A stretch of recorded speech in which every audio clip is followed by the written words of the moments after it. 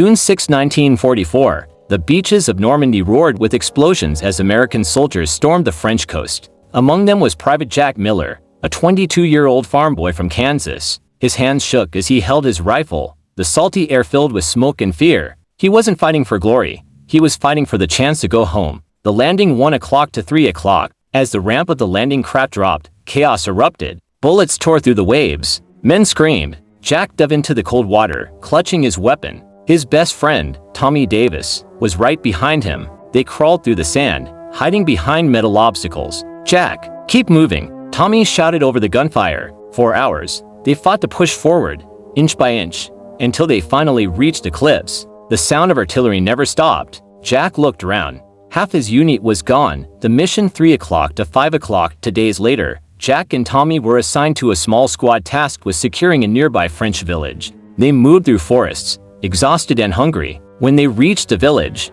it was in ruins. Houses burned, and silence filled the air, except for the distant rumble of tanks. Inside a destroyed house, Jack found a torn photograph of a French family. He tucked it into his pocket. "We're not just fighting the Germans," he whispered. "We're fighting to give these people their lives back." The ambush 5 o'clock to 7 o'clock at dawn. The squad was ambushed. Machine guns opened fire from a hidden position. Jack and Tommy took cover behind a stone wall. Tommy was hit. Blood soaked his uniform. "Jack, don't let them take the hill," he gasped. Jack pressed his hand against Tommy's wound, but it was too deep. "You're gonna make it, buddy." Tommy smiled weakly.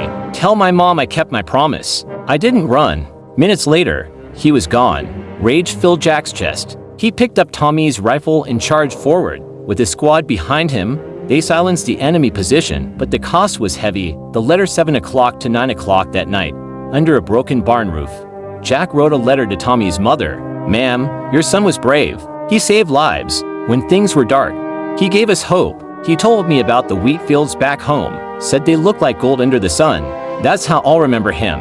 Jack folded the letter and placed it in his jacket. He knew he might never make it home to deliver it himself.